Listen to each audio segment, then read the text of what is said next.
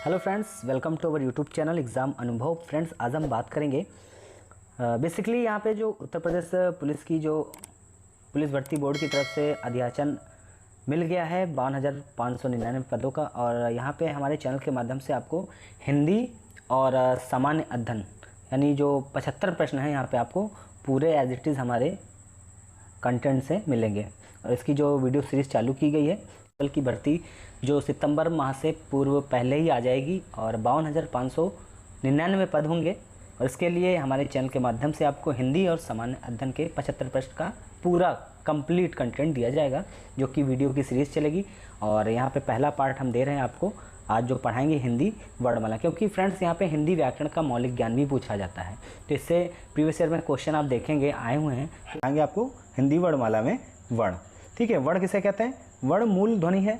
क्योंकि friends question यहाँ से ये भी पूछा कि 2018 में कांस्टेबल में क्वेश्चन पूछा गया था कि भाषा की मूल इकाई क्या है।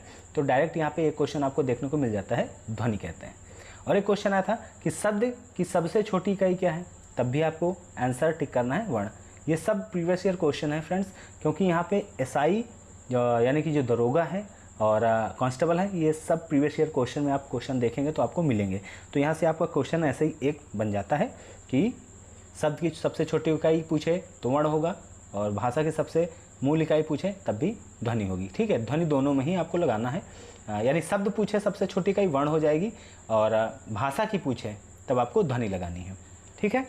और यहाँ पे हिंदी में के वर्ण पूछे, यानी कि हिंदी के वर्ण कौन कौन से होते हैं? स्वर और व्यंजन। और डायरेक्ट एक क्वेश्चन और पूछा गया था कि वर्ण के कितने भेद होते हैं, तो स्वर और व्यंजन दो भेद होते हैं। डायरेक्ट क्वेश्चन पूछा गया था 2018 में, प्रथम पाली पे पूछा गया था कांस्टेबल में कि वर्ण के कितने भेद होते हैं? दो होते हैं, स्वर व्यंजन। अब यहाँ पे हम बात करेंगे स्वर। यहाँ पे देखिए आज वीडियो लंबा नहीं होगा, बहुत ही शॉर्ट वीडियो होगा। और ये जो हिंदी व्याकरण का मौलिक ज्ञान है ये 2 से 3 पार्ट में होगा, मगर आपको यहाँ से एक भी क्वेश्चन हिलेगा नहीं। एग्जाम हॉल में बैठेंगे तो कंठस्थ करा देंगे, ठीक है। यहाँ पे जैसे कि क्वेश्चन पूछा जाता है कि स्वर कितने होते हैं, तो आपको पता होना चाहिए 11 होते हैं, मगर उच्चारण की दृष्टि से पूछा जाए तो आपको 10 लगाने हैं। क्योंकि फ्रेंड्स यहाँ पे उच्चारण में जब री होता है ये हट जाता है, ठीक है। और यहाँ पे 10 हो जाते हैं स्वर। यहाँ पे स्वर आपको पता होना चाहिए, छोटा बड़ा, छोटी बड़ी ई, छोटा ऊ बड़ा ऊ, ए ऐ ओ औ और री, ठीक है। तो ये आपको ये चीज़ें पता होनी चाहिए। अब यहाँ पे बात कर लेते हैं व्यंजन। व्यंजन कौन सा है? और यहाँ पे हाँ, व्यंजन की बात डायरेक्ट क्वेश्चन पूछा जाता है फ्रेंड्स कि कंठ वर्ग से कितने वर्ण होते हैं, ठीक है। यानी कितने वर्ण होते हैं? का, खा, गा, गा, अंगा, ठीक है। 5 ये हो गए। और 2 कौन से होते हैं? का वर्ग के, यानी छोटा होता है और बड़ा आ होता है और हा होता है और विसर्ग भी होती है, ठीक है।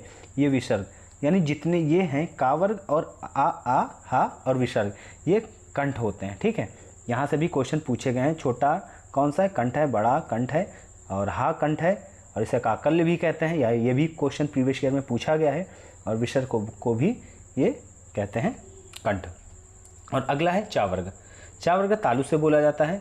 चा, छा, जा, झा आगे का, यानी दांत और हल्का सा आगे पीछे, दांत के पीछे का भाग तालु कहलाता है। आप बोल के देखिए चा कहाँ से बोला जाता है? चा, छा, जा, झा, तो हल्का सा ऊपर कर्व किया हुआ एरिया होता है, उसे क्या कहते हैं? तालु कहते हैं। स्थान होता है उसे तालु कहते हैं।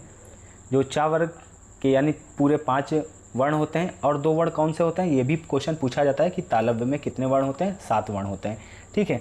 वो 2 वर्ण कौन होते हैं? या और सा, ठीक है। चा वर्ग में कौन कौन से होते हैं? चा वर्ग तो हो ही गया, ठीक है। चा, छा, जा, झा, इया। और उसके बाद कौन से होते हैं? 2 या और सा, ये भी आपके चा वर्ग में आते हैं, यानी तालु में ही इनका उपयोग किया जाता है, या और सा का। डायरेक्ट क्वेश्चन पूछा गया है प्रीवियस ईयर में कि सा का उच्चारण का स्थान क्या है, तो तालु है, ठीक है। यह भी प्रीवियस ईयर कांस्टेबल का पूछा हुआ आया हुआ प्रश्न है। और यहाँ पे अब टावर की बात कर लेते हैं, मूर्धा, ठीक है। मूर्धा, अब आप खुद टा, ठा, डाढ़ा बोलें तो मध्य के पीछा से जो पीछे का स्थान है वहाँ से जो आवाज़ ध्वनि निकाली जाती है उसे मूर्धा कहते हैं, ठीक है।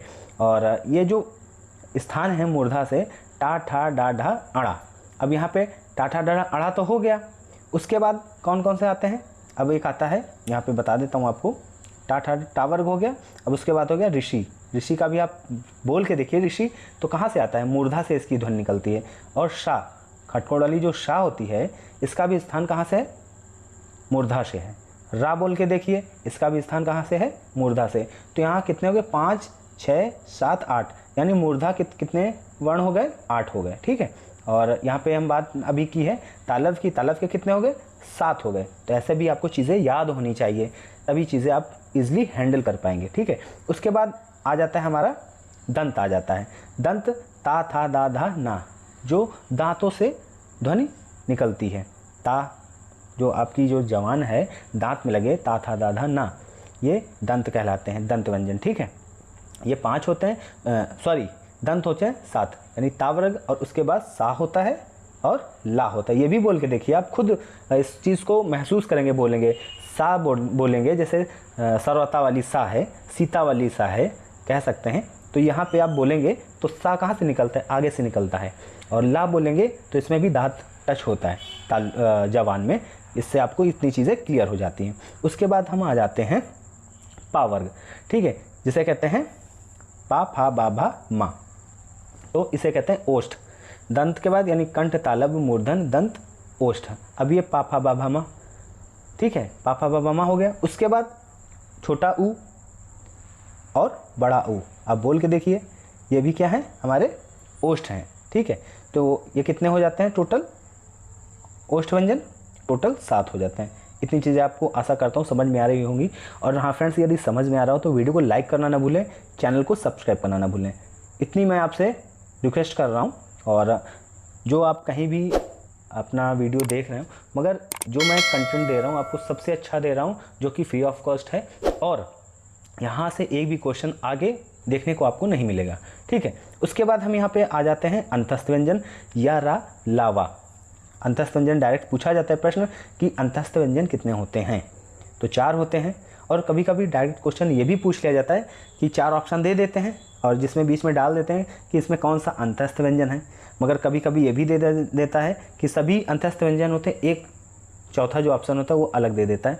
मगर आपको इसीलिए कह रहा हूँ कि सभी चीज़ें याद होनी चाहिए, यानी कि चारों पता होना चाहिए अंतस्थ व्यंजन कौन होते हैं, या, रा, ला, वा, ठीक है। उसके बाद ऊष्म कौन कौन से होते हैं, जितने भी सा हैं और हा, ठीक है, इन्हें संघर्षी व्यंजन भी कहते हैं। उस व्यंजन कौन कौन से हो गए, यहाँ पे देख सकते हैं। उस व्यंजन कौन से, सा, शा, सा और हा। संयुक्त व्यंजन, संयुक्त व्यंजन कौन से हैं, छा, त्रा, ज्ञा और श्रा। तो डायरेक्ट क्वेश्चन ये भी पूछा जाता है कि जो छा है किससे मिलकर बना हो, तो ये भी आपको पता होना चाहिए। तो आधा का और प्लस खटखड़ वाली सा से मिलकर बना होता है छा, छतरी वाली छा होती है। उसके बाद पूछ लिया जाता है कि त्रा किससे बना होता है, तो ये भी आपको पता होना चाहिए, यानी कि किससे बना होता है, आधा ता प्लस रा से मिलके बना होता है त्रा। उसके बाद क्या पूछ लिया जाता है, किससे मिलके बनता है, तो आधा जा, उसके बाद इया। अगला है छा, त्रंग, ज्ञा और श्रा, ठीक है। ये आपको श्रा हो गया, तो शा हो गया और प्लस रा हो गया। ये जो मैंने बताया था ये त्रा था पहले, ठीक है, मुझे लगता है शा के धोखे में मैंने आपको बताया था। तो ये है त्रा। तो त्रा जो बनता है आधा ता प्लस रा से बनता है, ये भी आपको पता होना चाहिए। आशा करता हूँ आपको संयुक्त व्यंजन भी पता चल गया होगा। उसके बाद द्विगुण व्यंजन, द्विगुण व्यंजन होते हैं डा और ढा, यहाँ पे नीचे इनके बिंदी लगती है, ये भी आपको पता होना चाहिए। द्विगुण व्यंजन कितने होते हैं, 2 होते हैं। अनुस्वर, अनुस्वर से काफ़ी बार पूछा गया प्रश्न है। पंचम वर्णों के स्थान पर अनुस्वर आता है, जिसे कहते हैं पंचमा अक्षर भी ये कहलाते हैं। जितने भी आप देख सकते हैं अनुस्वर क्या कहलाते हैं, पंचमा अक्षर, जैसे डा, या, अड़ा, ना, मा। अब यहाँ पे आपको पता होना चाहिए अनुस्वर से कि जैसे गंगा लिखते हैं तो गंगा में बिंदी आती है ऊपर, ठीक है, और झंडा में झंडा आप लिखते हैं, ठीक है, झंडा जो लिखते हैं आप, यहाँ पे आपको मैं आज कुछ चीज़ें दिखा रहा हूँ, जैसे गंगा लिखा और झंडा लिखा, ठीक है। गंगा कैसे लिखते हैं, गा, आधा डा लिखते हैं, उसके बाद गा लिखते हैं, गंगा हो गया। चाहे मैं समझाने के लिए और भी इसका प्रोनाउंस क्लियर करके कहूँगा, थोड़ा सा अशुद्ध होगा, गणगा, ठीक है। अब यहाँ पे झंडा की बात करें तो झंडा में क्या आता है, ये आता है, ठीक है। तो झा, उसके बाद झंडा, ठीक है, ऐसे लिखते हैं, मगर यहाँ पे अनुस्वर का प्रयोग बिंदी के रूप में किया जा रहा है, तो ये इसीलिए कहा गया पंचमा अक्षर। ठीक है, झा आएगा तो उसका अंतिम पंचमा अक्षर आएगा, गा आएगा तो गा का अंतिम अक्षर आएगा। ठीक है, यहाँ से ये चीज़ें क्लियर होती हैं। और भी आप कोई भी शब्द ले सकते हैं, जैसे चंचल ले सकते हैं। ठीक है, चंचल में क्या होगा, जैसे चंचल देख सकते हैं, ये जो दे रहा हूँ मैं आपको सुपर कंटेंट दे रहा हूँ। ठीक है, इससे अच्छा कंटेंट आपको मिलेगा मगर ढूंढना पड़ेगा, उससे कम तो नहीं दूंगा मैं। जो आपके ये कांस्टेबल, दरोगा और आरओ तक के एग्ज़ाम्स में यहाँ से क्वेश्चन आपको देखने को मिलेंगे, मगर जो आरओ और एआरओ की परीक्षा होती है वहाँ तो वर्ड पावर का खेल होता है, मगर वहाँ पे ये जो हिंदी व्याकरण का मौलिक ज्ञान नहीं पूछा जाता है। तो आपके जो एग्ज़ाम में हिंदी व्याकरण मौलिक ज्ञान पूछा जाता है, तो यहाँ पे इसका खेल है। चंचल कैसे लिखा जाएगा, तो चा हो गया, फिर इया हो गया आदि, फिर चा, फिर ला। अब सोच सकते हैं इया का क्या प्रयोग है, मगर क्या है, बिंदी का जो अनुस्वार है, इसलिए कहा गया है पंचमा अक्षर। ठीक है, गंदा कैसे लिखा जाता है, आप सोच सकते हैं, गंदा कुछ लोग ऐसे लिखते हैं बिंदी लगा के, ये भी सही है, और कुछ लोग इसका लिख देते हैं गा आधा ना प्लस दा, तो क्या है, ना का क्या काम है यहाँ, जो बिंदी। ठीक है, यही है पंचमा अक्षर। कंचन सॉरी कंपन, कंचन भी ले सकते हैं, कंपन ले सकते हैं, कंपन या ऐसे लिख सकते हैं, या का आधा मा पाना ऐसे भी लिख सकते हैं कंपन। ये हो गया अनुस्वर। उसके बाद यहाँ पे आप देख सकते हैं विसर्ग, विसर्ग का दो बिंद, यहाँ पे विसर्ग संधि भी होती है, ऐसे आप समझ सकते हैं, जिसके पीछे दो बिंदु हों। ठीक है, चंद्र बिंदु होती है जब किसी स्वर का उच्चारण नासिक और मुख दोनों से हो, उसे क्या कहते हैं, चंद्रबिंदु या अनुनासिक। यहाँ से भी क्वेश्चन पूछे जाते हैं प्राण। आशा करता हूँ आपको आज का वीडियो अच्छा लगा होगा, और पहला पार्ट है इसलिए बहुत ही लिमिटेड चीज़ें दे रहा हूँ, मगर जो भी दे रहा हूँ बहुत सॉलिड चीज़ दे रहा हूँ। अगले पार्ट में आपको बेहतर चीज़ और लंबा वीडियो भी होगा। और यहाँ पे हाँ, मूलतः जो वर्णों का जो क्रम है, संख्या है, पूछी गई है, डायरेक्ट क्वेश्चन अभी पूछा जाता है, 52 होती है, स्वर और व्यंजन मिला के।